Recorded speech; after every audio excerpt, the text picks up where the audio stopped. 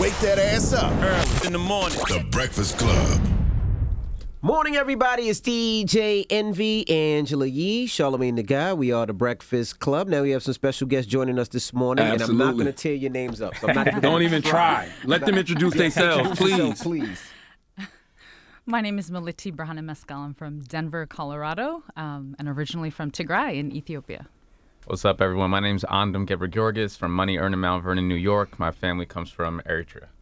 And I got a call from my man Alex down in Atlanta, AG. And he was really concerned about this civil war that's happening in his homeland of Ethiopia. So can you tell us more about that? Yeah, absolutely. What's happening in a nutshell is we are on day 202 of a genocide in Tigray, the northernmost region of Ethiopia. Mm-hmm. There is the humanitarian crisis there is something that everyone should be worried about. I mean, the women are being gang raped by soldiers. There is more than 5 million people are at risk for starvation. I mean, it's a crisis on a level that is not getting the attention that it should be. Why do you think it's not getting attention as it should be? Because this is, earlier today was really the first time I dove into it, other than here in the weekend and people donating so much money. Yeah, for sure. I mean, I think when it comes to issues on the African continent, a lot of times it really gets pushed to the side. When I see what's been happening, honestly, over the last couple of decades, just in Africa in general, if it doesn't conform to like what we think here in the West in terms of like typical conflicts like black versus white, so apartheid South Africa. If you're thinking in Libya, maybe you had heard of that there was like slave camps happening. We can understand that and connect to that when we're thinking about the history of slavery within the African diaspora. But a lot of times when it comes to conflicts where, you're looking at it and it's black people, again, there are different ethnic groups that are involved. And again, I'm Eritrean. Alex is actually Eritrean as well. His wife is from Tigray. There are different forces involved at play here. It can be complicated, but also the Western media just doesn't really pay attention and give it the attention that it deserves when it's a serious situation. Well, and don't forget, there was a complete communication blackout. So what this prime minister of Ethiopia is doing, he's doing it in the dark, so people don't know. Wow. So the information is just now getting out. You can't get any information out. Exactly. Right. So have y'all even gotten in touch with your families? Or? Briefly, there's some parts of the city where they turn the phones on for a short amount of time and then they're off again. But the majority of my family is from the countryside. So the people in the city, I mean, I personally have lost 5 family members in 7 months. Wow. Right. Yeah, I mean, it's horrific. And, in the Eritrean context, we have a country that is really just a really repressive government, a government where when we're speaking on those phone calls through Viber connections, whatever it is, people can't even tell their honest feelings about what's going on because they're fearful that there's going to be repression or reprisals against them.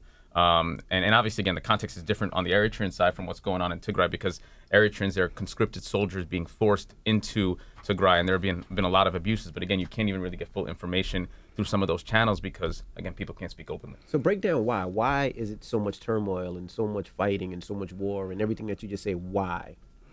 Well, the simple answer is it's a power grab. It's a power grab. So Ethiopia has a decentralized form of government right now. And the current prime minister, who was never elected, by the way, he was appointed, was supposed to have an election, and he's canceled it 4 times now. So at this point, we don't even know when the election is going to happen. So who's overseeing him? There's nobody overseeing him to say, hey, you can't do that? That's a great question. There's nobody overseeing him. Nobody. He's changed the whole system of politics in Ethiopia where instead of having these independent bodies that come together, ethnic groups that come together to decide on things, he's changed that so it's more of a unitarian system. There's one political party now. So it's, you're right. I mean, here you would impeach your president, right? Mm-hmm. We don't have that option. What would it take to get peace? That's too broad a question. That's too complex a question. I don't think there will ever be peace with Isaias Afwerki in Eritrea and Abiy Ahmed in Ethiopia. I think at this point, those people have to go. There's no way to have peace with them in power. Wow. Yeah, I mean, Martin Luther King has a quote, it's peace is not the absence of war, it's the presence of justice. So not only do we have war that's going on now, but for decades in Eritrea, there hasn't been justice. You have a system where you have this authoritarian ruler being able to do whatever he wants internally on his people. And now we see the Eritrean forces invading Tigray, committing, again, horrific abuses. If the Eritrean government has been doing this on its own people, what would make you think that they're not going to do this to people who they consider, again, when you go into the history and the politics, a ruling regime that had previously been their enemy. So, there's a blood feud that goes on here. And it's been, when you go to the cases and the reports about the sexual violence, the looting, it's really just terrible. I mean, that's the most painful thing. What Eritrean soldiers are doing to Tigrayan women. This war is being played out on the bodies of women and girls, period. I mean, every genocide has a signature, and this one is sexual violence. And I mean, they're doing things like putting hot rods up a woman's vagina to burn her internal reproductive organs. And it's not one story. We're hearing this story from many women. And that's just the tip of the iceberg, because we still don't have access to the people. So it's what's happening is, I mean, it's really bad. Why emphasis on sexual violence? Like, what is that to them? Like, that's a good question.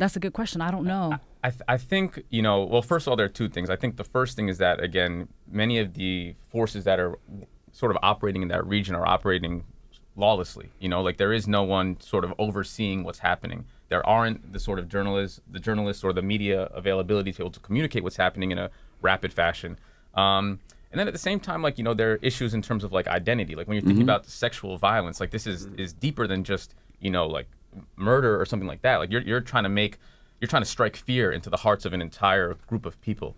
And that has been what's really, really disturbing about this conflict. And one thing is clear is this sexual violence, it's not undisciplined soldiers. This is a directive to go in and attack the women, make sure they can't reproduce. I mean, it's a directive from the top, and that's what makes it scary.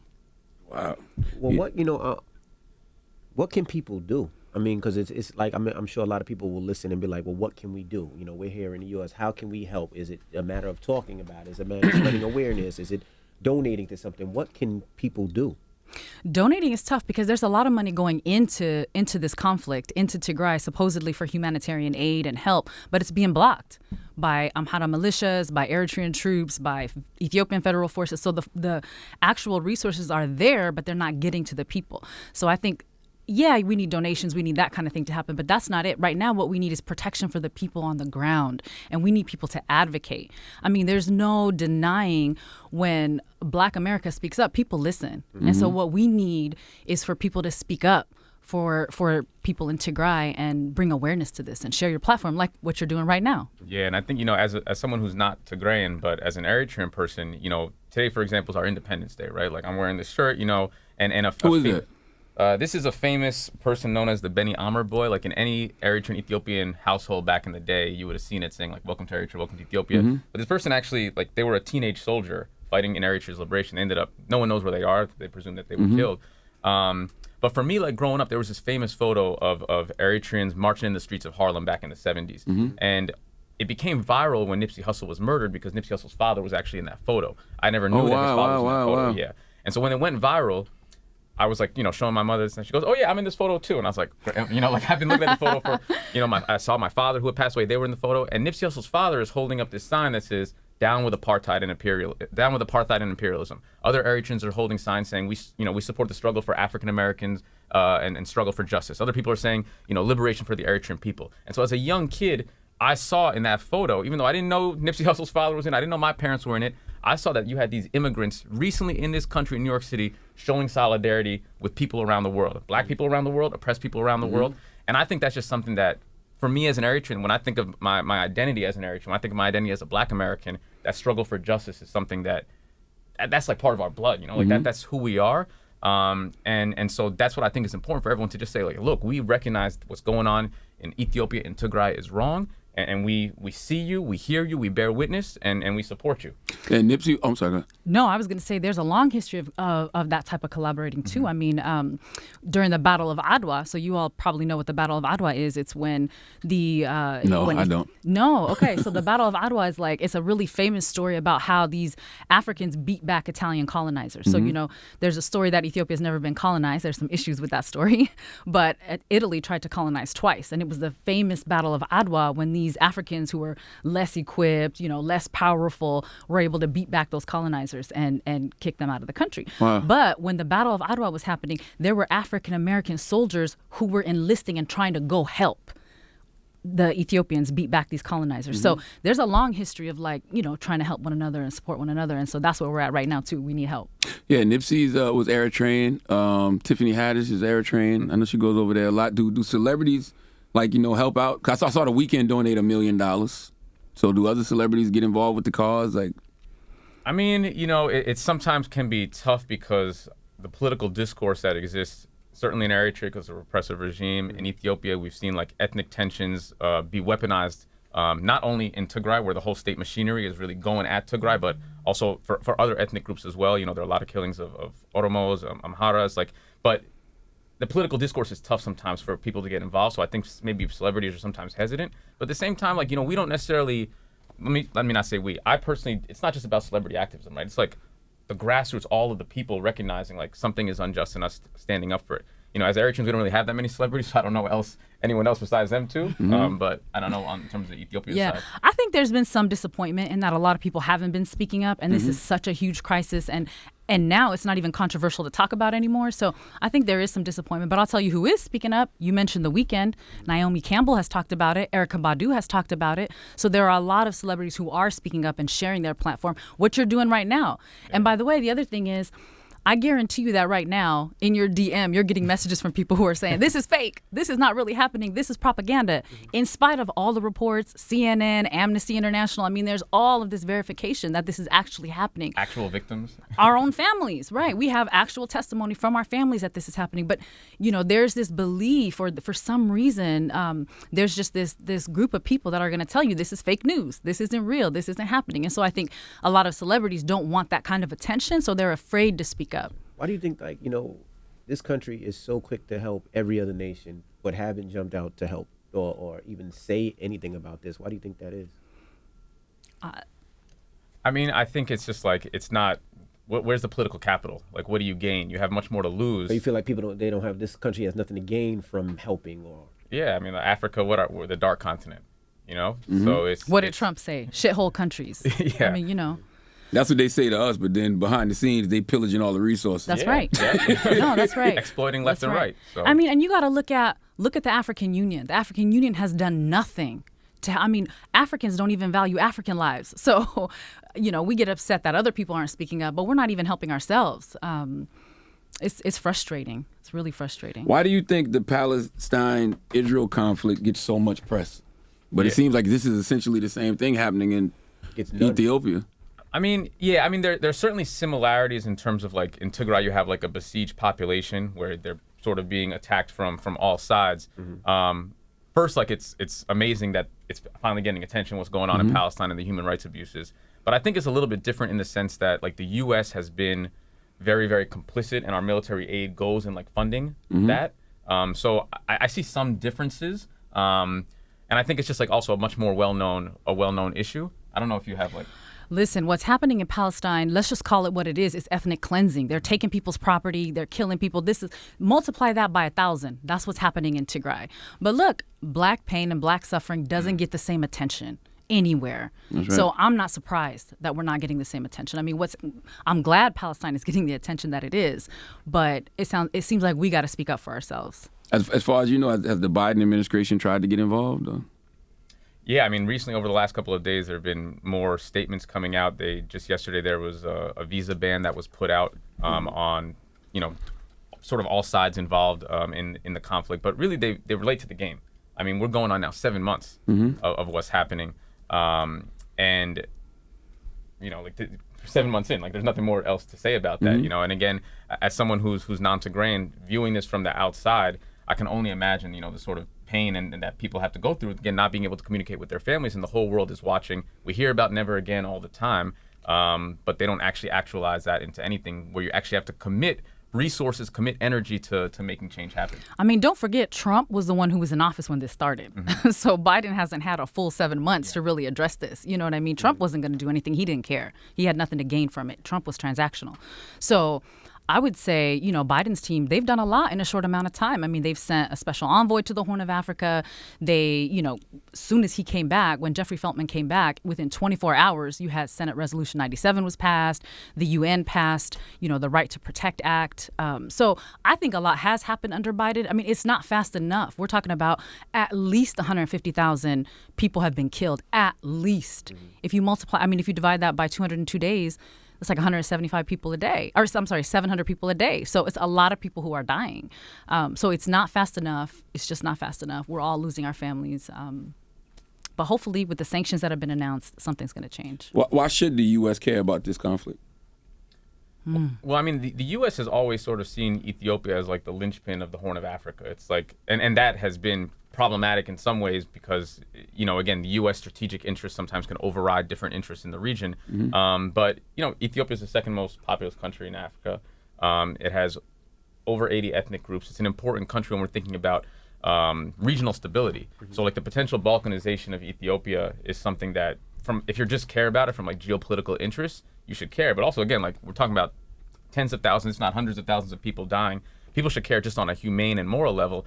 But again, also, you have this being an internationalized conflict. Eritrean forces have entered into another country. They're in another country committing abuses. You have Eritrean refugees, Tigrayan refugees in Sudan. This affects the entire region. Absolutely. It's a humanitarian issue. And listen, the issue of Eritrean soldiers being in Tigray, I can't stress that enough. Think about this. We're in New York right now. If the federal government had an issue in New York and invited Canada in to bomb New York, that's outrageous, right? That's unheard of. I mean, you wouldn't even imagine that. Lock the borders outside of New York, right? Exactly. That's literally what's happening in Tigray right now. So, and to me, I mean, Tigray is an important place. You think about, like, from a spiritual perspective, Tigray, Christianity arguably started in Ethiopia, in Tigray. Islam was saved, Muhammad's followers were saved in Tigray. The oldest mosque in Africa is in Tigray. The oldest known manuscripts, Christian manuscripts, are in Tigray.